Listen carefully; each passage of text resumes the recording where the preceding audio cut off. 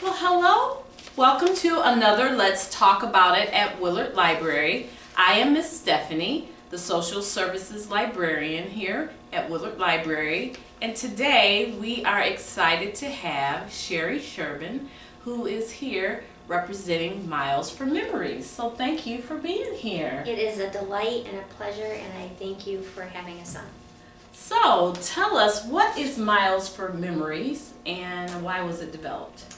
Miles for Memories is a grassroots organization that began back in 2013, and our whole goal was to try to create solutions for those that are impacted by dementia and impacted by them today, right? So we thoroughly believe that there are organizations that are looking for that long-term goal of finding a cure, and they should do that, right? But we also looked at family members, many of us have experienced this directly, that need help right now, right? So waiting for a cure for us is not really helping to provide the solutions that we needed for caregiving, for fears, for managing risks, to help prevent the progression in other individuals. So we all decided that we were going to come together, create an organization. Miles for Memories is the name that was won, and or that did win.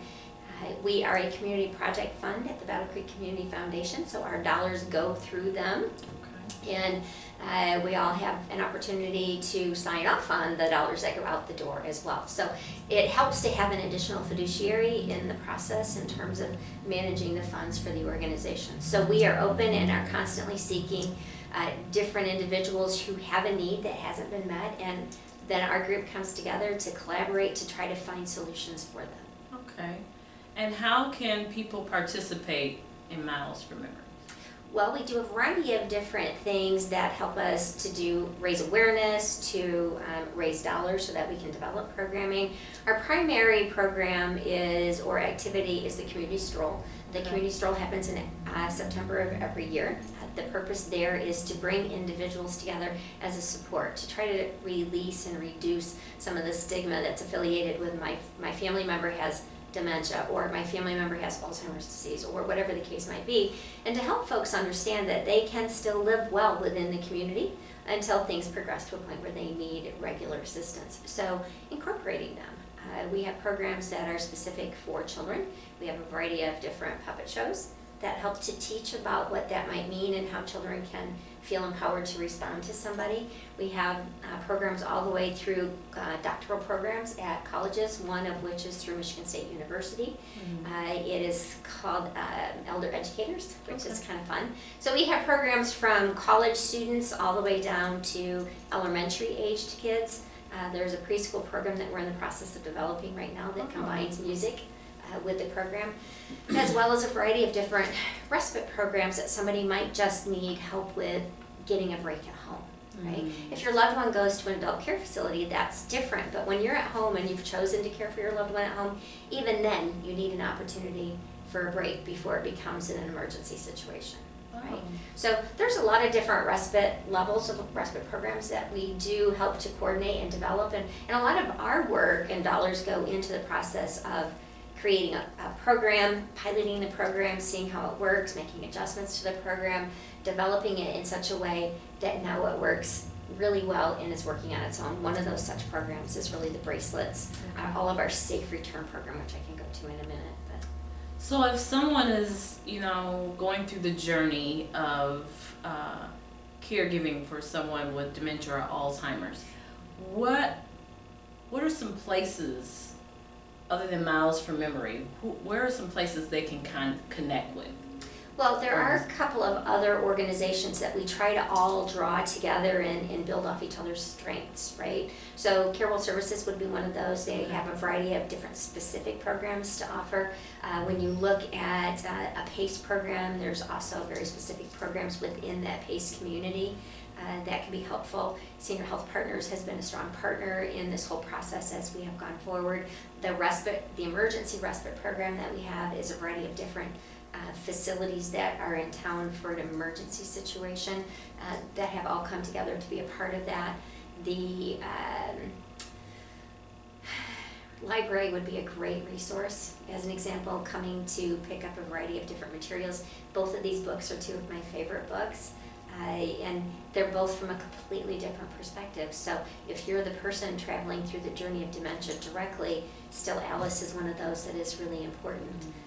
The 36-hour day really kind of helps you to connect with a caregiver who also is exhausted and is going through this process and is trying to, keep everything going in the right direction, right? So it's really supportive and helpful in that direction. Support groups happen around town at a variety of different facilities. In Senior Times, I mentioned, we list the support groups from the counties that surround even Calhoun in case you would rather go out of town, right? Or maybe you're traveling in that direction and the time fits your schedule a little bit better. So we have regular research updates that folks could attend. We have one generally in the spring, so we just recently had one. And it really is a way to help the community to understand any changes that have happened, things that we've discovered, the impact of lifestyle and the trajectory as well as the risk for development of dementia is huge. We didn't realize it was quite so significant. So we'll bring the researchers to town and folks from the community can go straight up to them and ask them questions. They don't have to get on any kind of email system, send them a letter, do any of those crazy things. They can straight up and just say, Dr. Counts, what do I do here? And so it's great to have those researchers available for us and with us. And we do support research that is directed specifically towards those early stages or preventative activity, which is how come, as an example, one of our programs was to talk about how lifestyle activities can really help to reduce your risk.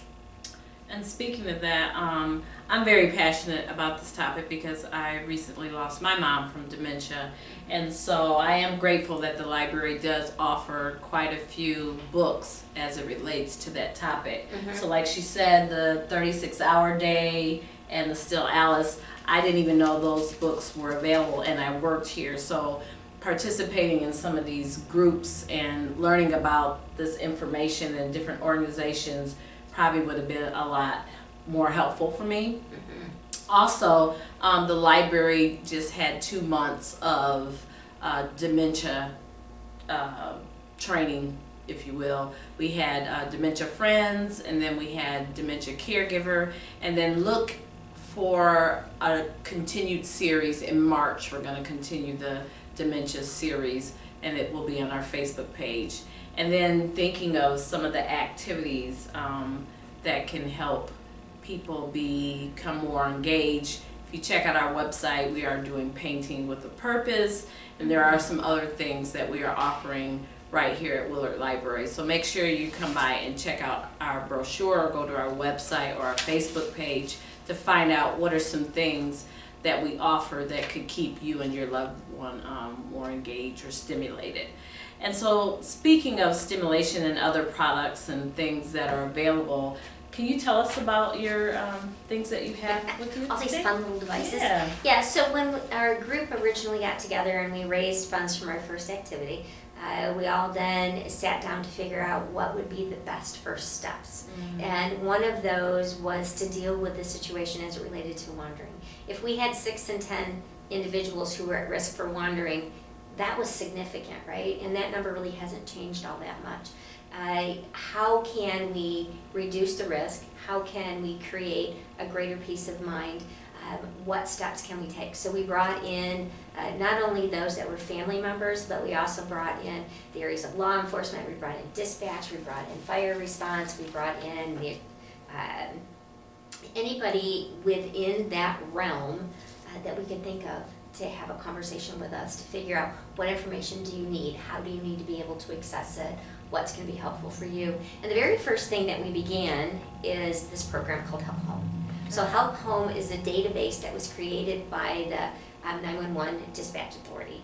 And with that database, anybody in law enforcement could access the database by that person's name or address. So if even if there was an event that was happening and that person's name or address came up, this file would be pinged for that particular responder to that situation. Sure.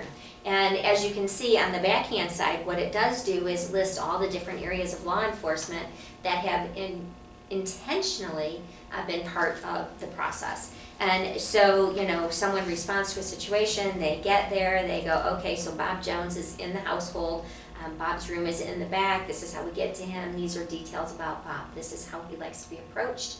His nickname and name he goes by is George, so don't call him Bob, call him George. So we learn some basic information that really helps that responder to enter into that situation with less risk, right? So that became really important, and this program was up and running. Tina manages it, and it is excellent. After that, we then wanted to look for a more visual way that people could identify someone who may be lost or wandering. And if they were wearing one of our Miles for Memories bracelets, they are intentionally in gray, not black, not in orange or purple or blue, but a color that most people don't choose. So on purpose, it's gray. And it's also pretty gender neutral at the same time. Our primary partner on this particular program is My ID. Okay. And somebody who is wearing this bracelet, you can see that I am wearing mine. So we started the pilot in 2012, or 14 rather, and I've been wearing it since then. It's meant to be long lasting.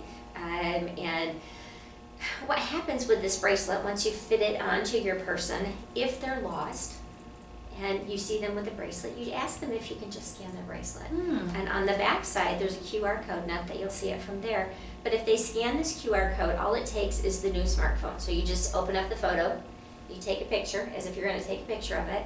You'll get a response on your cell phone with a little button to press.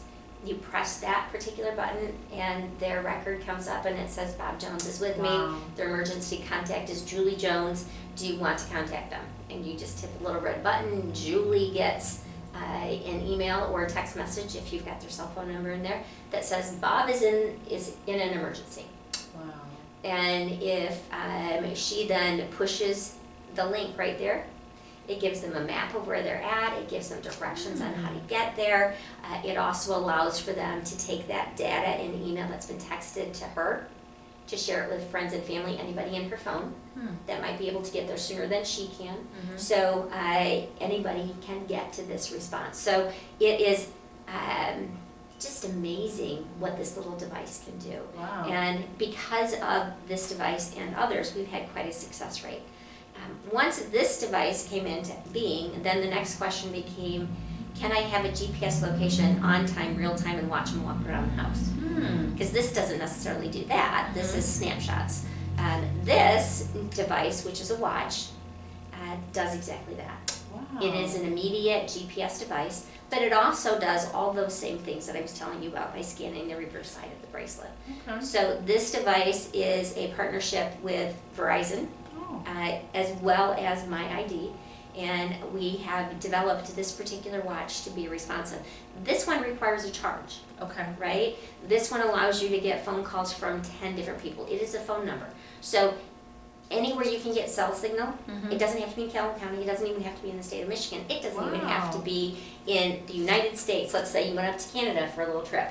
If there's a cell phone tower nearby and you could make a cell phone call, you can know where your loved one is. Wow. Isn't that amazing? That is amazing. Yeah. So it can happen anywhere, and between the two of them, any of them can translate into just over 30 different languages in case you need to do that.